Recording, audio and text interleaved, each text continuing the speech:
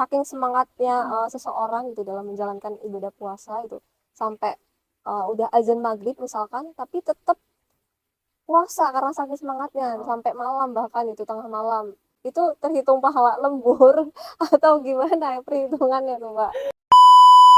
Ada juga kisah lain nih, kisah dari santri yang begitu takdim, begitu taat kepada kiainya sampai sekarang beliau dikenal walaupun sudah wafat, namanya masih ada dan beliau pendiri salah satu organisasi masyarakat keagamaan terbesar di Indonesia, yaitu Hadratus Syekh Kiai Hasyim Asy'ari.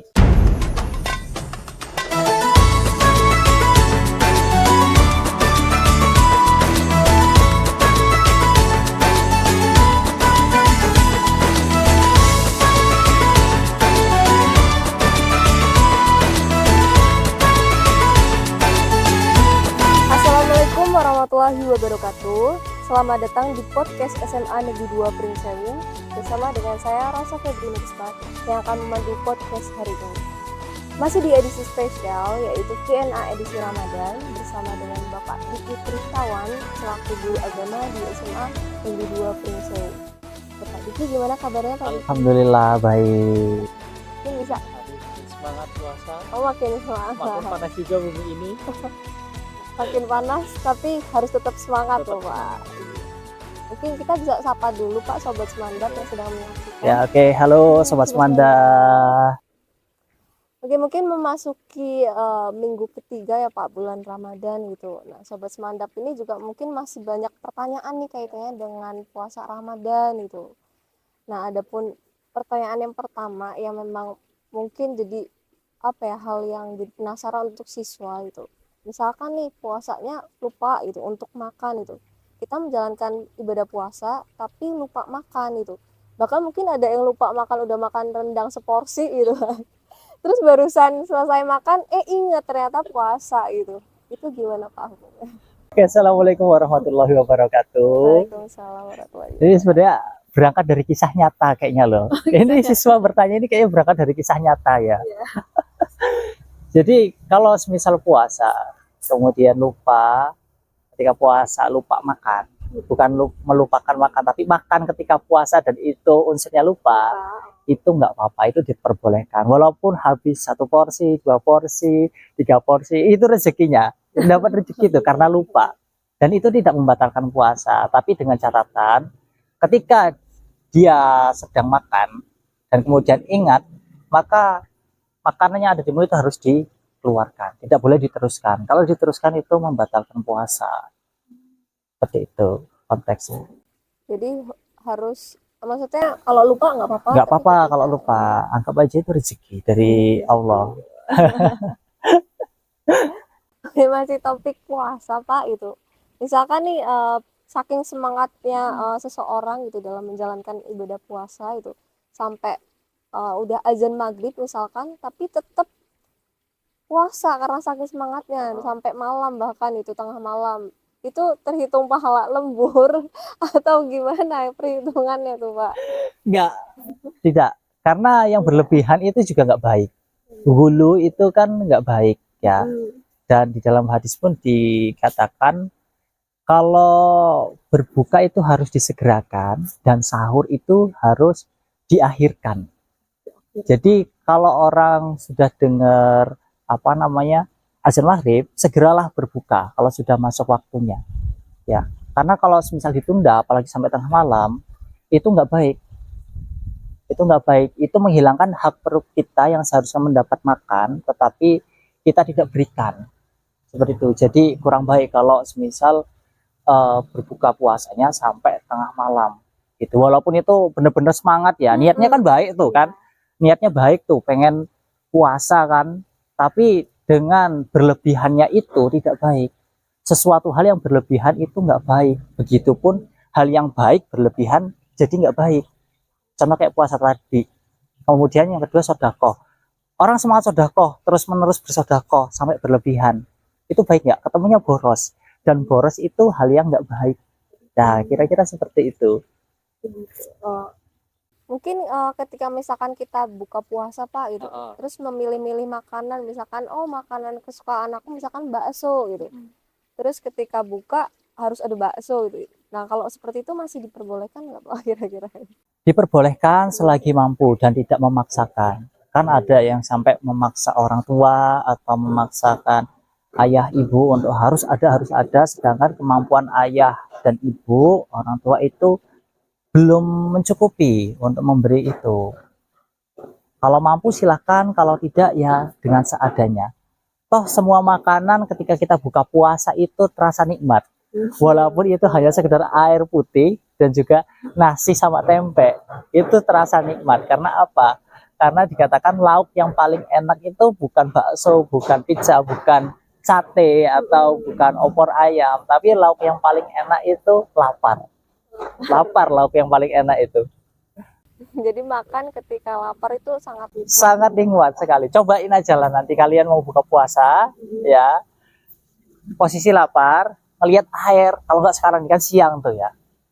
Yang kita anggap air putih di hari-hari biasa itu ya biasa aja. Tapi di bulan puasa, apalagi cuaca panas kayak gini kan, lihat air putih itu nikmatnya luar biasa. Gitu ya Pak. Mungkin ini Sobat Semandap juga pada bingung nih Pak, pada penasaran juga itu. Jadi sebenarnya di tahun atau tahun ini, Ramadan tahun ini gitu, itu ada pesantren kilat ya sih Pak? Ada, jadi kabar baik untuk Sobat Semandap, anak-anak SMA Negeri 2 Pringsewu. Pada tahun ini kita akan mengadakan pesantren kilat. Ya, namanya kilat itu kan cepat, hanya 3 hari. Kalau dulu di pondok, kata kiai saya itu pondok 10 tahun aja baru bisa pakai sarung. Nah, makanya di sekolah itu dikatakan pesantren kilat karena cuma 3 hari. Kilat kan itu cepat. Kemungkinan nanti di hari Selasa, Rabu, dan Kamis tanggal 2, 3, dan 4 April. Siapkan diri kalian. Siapkan ya, jangan sampai Siapkan ya. Oke, ngomong-ngomong pesantren kilat Pak nih, itu ada nggak Pak temanya, tema khusus atau tema yang membuat Bapak tertarik untuk mengadakan pesantren kilat itu? Oke, temanya. Tema yang kami bawa dari MGMP Pendidikan Agama Islam, Guru Pai Semanda, kita bawa itu beragama harus bahagia. Beragama harus bahagia. Kenapa harus bahagia Pak? Karena sejatinya agama datang, terutama agama Islam itu membawa kabar bahagia untuk umat Islam, untuk manusia. Agama Islam datang itu membawa kabar gembira, membawa kabar bahagia untuk manusia di bumi ini. Jadi sekarang banyak yang menganggap agama itu seolah-olah menjas, seolah-olah agama itu menakutkan. Karena sudut pandang mereka hanya sebatas larangan dosa, padahal kalau kita ambil sudut pandang lain, ada kebaikan dan juga ada pahala. Nah, disitulah kabar gembira yang kita dapat. Setiap kita melakukan sesuatu hal yang baik itu akan terhitung pahala. Contoh, secara nggak sadar kita berangkat ke sekolah, yang guru mengajar, kemudian yang siswa belajar. Kalau sadar itu semua isinya pahala. Karena menuntut ilmu itu adalah jihadnya sekarang. Kalau zaman Nabi, zaman sahabat, jihadnya itu kan memerangi orang kafir yang menyerang, ya, yang menyerang. Kemudian mempertahankan agama, mempertahankan wilayahnya dengan berperang. Tapi sekarang kan sudah nggak ada perang lagi. Jihadnya kita seperti apa? Sebagai orang yang berpendidikan, kita jihadnya itu ya menuntut ilmu, itu terhitung jihad fisabilillah. Kalaupun meninggal, insya Allah mati syahid. Insya Allah mati syahid. Jadi memang luar biasa banget untuk orang yang mencari ilmu. Iya, sangat luar biasa sekali untuk orang-orang yang menuntut ilmu. Oke, mungkin pertanyaan berikutnya Pak. Jadi latar belakang Bapak untuk memilih tema tersebut itu, khususnya untuk ditempatkan untuk siswa-siswi SMA Negeri 2 Pringsewu itu apa kira-kira gitu? Atau memang siswa-siswanya itu memang perlu apa ya, perlu rasa bahagia lebih gitu ketika beragama atau bagaimana gitu. Jadi mengambil tema ini berlatar belakang karena ya ingin membawa agama yang kebanyakan orang, nggak semua, menganggap agama itu menakutkan, mengerikan. Kita akan bawa agama itu dengan sesuatu yang menggembirakan, sesuatu yang membahagiakan. Jadi ketika orang beragama itu mereka akan senang, mereka akan gembira. Jadi tidak dihantui rasa takut yang berlebihan.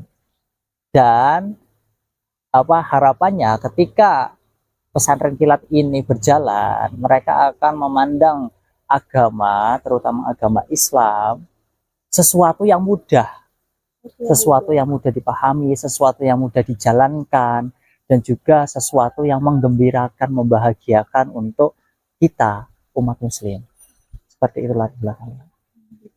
Bukan sesuatu yang mengatur gitu ya Pak, Ya, mengekang gitu ya. mengekang, mengatur. Dalam agama itu kan memang aturan. Kalau dalam bahasa agama itu artinya agama itu kan aturan, ya, aturan. Agama Islam, aturan yang ada di dalam Islam. Jadi tetap ada peraturan di dalamnya. Dalam agama itu ada aturan yang harus kita taati, kita jalankan. Tapi jangan sampai kita karena aturan tersebut kita menjadi takut. Gitu. Jalankan aturan tersebut dengan bahagia. Gitu. Nah, setelah dibahas latar belakang tersebut, mungkin tujuannya dari adanya pesantren kilat ini itu apa sih Pak? Tujuan dari adanya pesantren kilat ini ya karena kita tidak akan di dalamnya itu bukan materi-materi yang kita sampaikan di dalam kelas. Tujuannya supaya anak-anak itu paham tentang hukum, terutama dalam fikihnya, karena jenisnya anak-anak zaman sekarang mereka kurang paham tentang hukum-hukum keseharian yang biasa kita sebut itu fikih, ilmu fikih. Dan nanti di situ akan dibahas tentang mulai dari bersuci seperti apa yang membatalkan wudhu, kemudian menyebabkan orang mandi wajib dan lain-lainnya. Kemudian fikih puasa, apa aja sih fikih puasa itu di dalamnya, kan kita menjalani puasa selama 1 bulan tapi kita nggak tahu aturan dalam puasa itu apa aja. Nah di situ nanti akan dibahas. Kemudian ada juga tema yang paling menarik, kita ambil pemateri dari luar, itu dari MUI Provinsi Lampung, itu tentang moderasi beragama. Moderasi beragama. Jadi bagaimana kita sebagai orang Islam itu memandang Islam itu sendiri, memandang Islam sebagai Islam yang rahmatan lil alamin, Islam yang damai, Islam yang ramah, bukan Islam yang marah. Islam yang meramah. Islam yang ramah, bukan Islam yang marah. Begitu Pak. Mungkin boleh disepil Pak kegiatannya untuk pesantren kilat besok, boleh ya Pak? Kegiatannya iya, boleh sepil. Kegiatannya yang pertama pasti kita masuk jam 7 ya, jam 7 sampai jam 8 kita sholat duha, kemudian tadarus.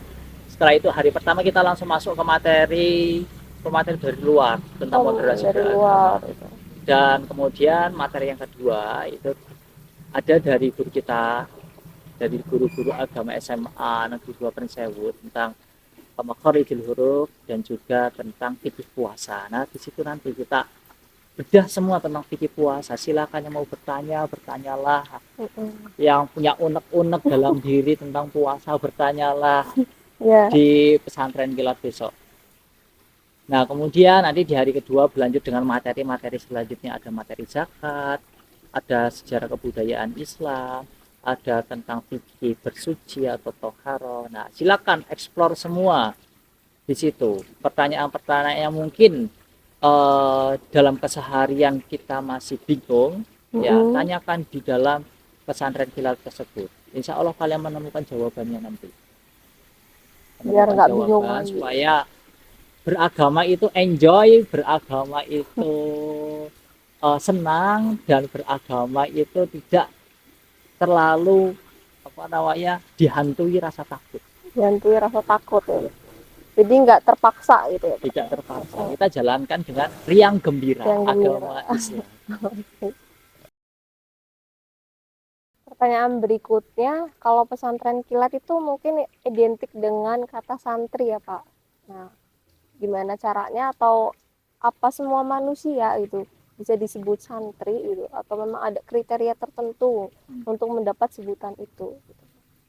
Oke, kalau secara awam kan kita melihat orang yang dikatakan santri itu mereka yang di pondok, kemudian yang ikut ngaji, atau yang ngalong bahasa kita itu ikut ngaji di pondok tapi nggak tinggal di pondok, atau ngaji di desa yang itu notabene seperti rasa-rasa kayak di pondok, itu sebutannya santri. Nah, apakah semua manusia bisa disebut santri? Bisa. Sejatinya semua manusia itu bisa disebut santri kalau syarat dan ketentuannya itu tercapai. Ya, ada syarat dan ketentuannya. Kalau kita ngelihat santri itu, kalau secara awam dulu ya, kan anak-anak pondok tuh yang adabnya luar biasa kepada guru, kemudian mereka yang takdimnya luar biasa kepada guru. Ya, kalau ini aku dapat singkatan ketika ngaji dulu di TPA waktu masa kecil lah. Ini nostalgia dulu ke belakang ya. Santri itu singkatan dari sanggup akan nerusin tuntunan Rasul Ilahi. Itu santri. Nah, kalau ditafsirkan lagi ya, santri itu terdiri dari sa, nun, ta, ro, ya, dari 5 huruf ya. Santri. Sa-nya itu safikul khair ya. Sa-nya itu safikul khair. Jadi santri itu menjadi pelopor kebaikan, baik itu di masyarakat, di keluarga, maupun di lingkungan sekolah. Siswa pun bisa disebut santri kalau dia bisa mempelopori tentang kebaikan di dalam sekolah. Nah, itu sa-nya. Terus nunnya, san, nun. Nunnya itu nasibul ulama. Santri itu penerusnya para ulama. Jadi santri itu nanti yang akan menggantikan ulama-ulama atau guru-guru setelah guru-guru itu sudah purna tugas atau sudah dipanggil oleh Allah Subhanahu wa taala. Maka yang belajar atau kita sebut santri ini, dia yang akan meneruskan perjuangan guru-guru atau perjuangan ulama-ulama. Dan kemudian sa'nun tarikul ma'asi. Tarikul ma'asi itu berhenti melakukan maksiat. Sebisa mungkin orang yang disebut santri atau anak yang disebut santri itu jangan sampai melakukan maksiat. Walaupun melakukan maksiat itu manusiawi ya, melakukan maksiat ya, tapi cobalah dikurangi melakukan maksiat dan sadar ketika melakukan maksiat jangan diulangi kembali. Seperti itu. Kemudian ro dan ya-nya ini adalah syaratnya santri. Roknya itu dia harus ridho, yaknya itu dia harus yakin. Itu yang dinamakan santri. Jadi safikul khair, nasibul ulama, tarikul ma'asi, ridho, kemudian yakin. Itu santri. Gitu, Pak. Jadi pada dasarnya emang santri ini punya adab yang sangat luar biasa ya, Pak. Nah, mungkin saking bagusnya atau saking indahnya adab santri ini itu sangat memuliakan guru-gurunya gitu. Bisa nggak sih Pak kalau di siswa-siswi itu diterapkan seperti itu gitu, adabnya seperti santri ke gurunya gitu. Bisa aja kalau untuk menyampaikan ilmu tentang hal seperti itu bisa, tapi apakah mereka bisa menerapkan? Ya, kita sebagai guru hanya bisa mendoakan supaya ilmu yang kita sampaikan itu masuk ke dalam hati anak-anak didik kita ya, karena mungkin ada yang belum kan, ada yang belum masuk, ada yang cepat masuk, ada yang lambat masuk gitu. Kalau di dalam kitab Akhlakul Banin atau Akhlakul Banat itu ada yang namanya kisah mawar bengkok. Gimana tuh kisahnya? Ada kisah mawar bengkok. Jadi ada orang tua yang mengajari anaknya, memperlihatkan anaknya menanam bunga mawar. Yang satu itu dirawat, yang satunya enggak. Dan ketika bunga itu mekar, ternyata yang enggak dirawat ini bengkok. Dan yang dirawat ini, dia tegak lurus. Kemudian sang anak bertanya, kenapa ini bisa bengkok? Yang satu ini yang enggak dirawat. Ya itulah peran orang tua. Mengkiaskannya seperti itu. Jadi peran orang tua dalam mendidik anak, dalam merawat anak, untuk diberikan pendidikan supaya enggak bengkok ketika besar nanti. Nah, kalau sudah bengkok ketika besar mau diluruskan susah atau masih muda? Susah. Nah, itu pentingnya peran orang tua mendidik anak di situ. Jangan salahkan instansi pendidikan atau guru-guru yang memberikan ilmu pengetahuan di sekolah ketika anak memiliki akhlak yang kurang baik. Coba dipertanyakan kepada diri orang tua dulu, apakah kita sudah mendidik anak kita dengan baik atau masih kurang, yang menjadikan bengkoknya di ketika dewasa itu. Jadi ketika diluruskan ya kita perlu usaha lebih untuk meluruskannya. Nah, itulah pentingnya orang tua berperan dalam pendidikan anak dari mulai kecil sampai dengan dewasa.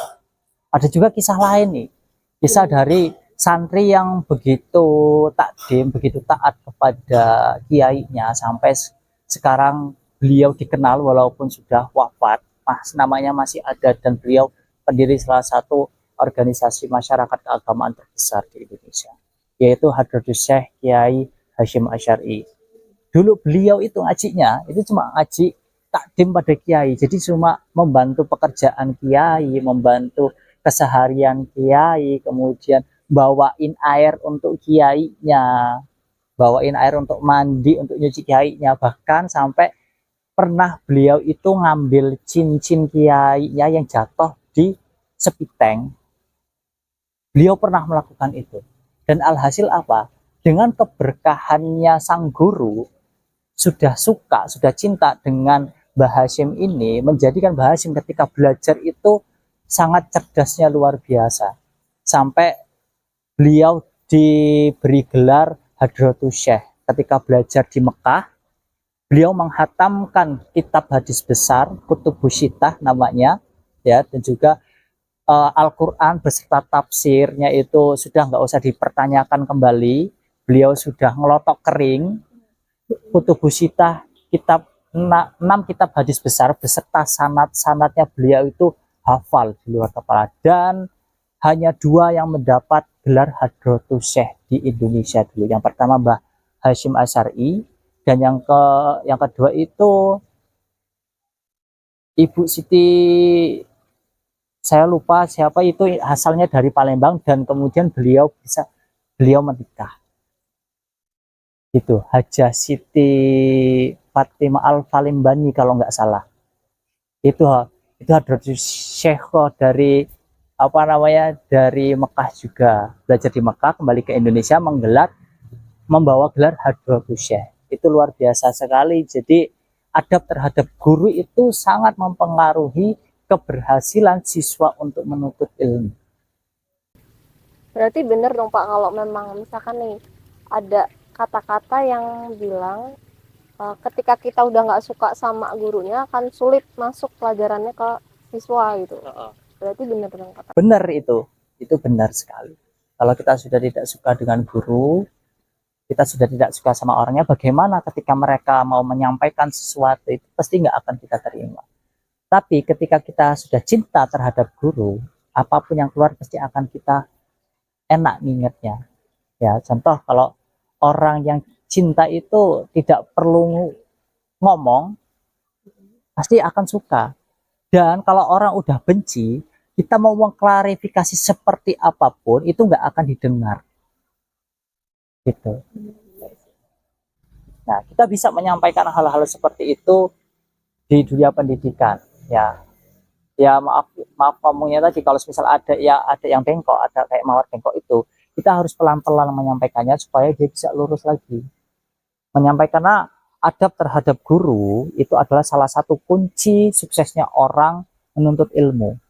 Dalam kitab Ta'lim Muta'alim itu ada 6 kunci dalam menuntut ilmu. Ya, biasa kita sebut kalau di lelaran itu alala latanul ilman illa bisikatin. Ya, kunci menuntut ilmu itu ada 6. Dukain wa hirsin wastibarin wa bulkhotin wa irsyadi ustadi wa tulil zamani.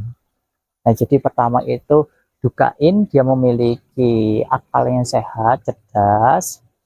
Wa hirsin, dia itu memiliki kedisiplinan, benar-benar teman, pengen menuntut ilmu. Wastibarin, dia punya kesabaran dalam menuntut ilmu. Wa bulkhotin, dia memiliki bekal.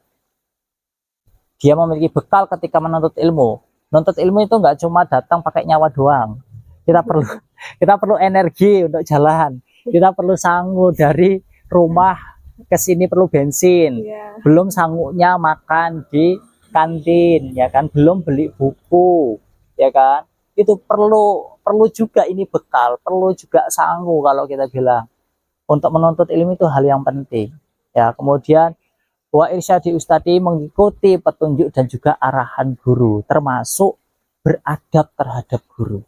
Dan yang terakhir itu watulil zamani, lama masanya. Menuntut ilmu itu nggak cepat, nggak instan. Mie instan aja mau dimakan perlu digodok, ya, kemudian dibuka dulu bungkusnya, dibeli dulu dari warung, buka bungkusnya, panasin air, masukin mie, ya, buka bungkus apa, Mie ya.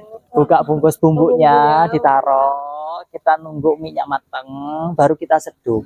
Yang katanya mie instan aja perlu usaha supaya kita bisa makan, apalagi menuntut ilmu. Nah, kira-kira seperti itu. Jadi menuntut ilmu itu enggak prosesnya itu enggak cepat, prosesnya itu lama. Watulil zamani, karena dikatakan talabul ilmi faridatul ala kulli muslimin wa muslimat minal madi ilal ladi. Jadi menuntut ilmu dari sejak dalam kandungan sampai di liang lahat. Sejak dalam kandungan, jadi orang tua itu sudah memberikan pendidikan kepada anaknya yang ada dalam kandungan, itu sudah diberikan pendidikan, ya, kayak dibacakan Al-Quran atau bersolawat, itu mendidik anak di dalam kandungan. Kemudian sampai liang lahat, terakhir di liang lahat ditalkin, masih diajarin, padahal ketika di dunia itu udah diajarkan, nanti kamu kalau meninggal ditanya sama malaikat, udah dibocorin, tanya malaikat marobuka, mana biuka, terus apa kitabmu, kemudian siapa saudaramu, kemudian pas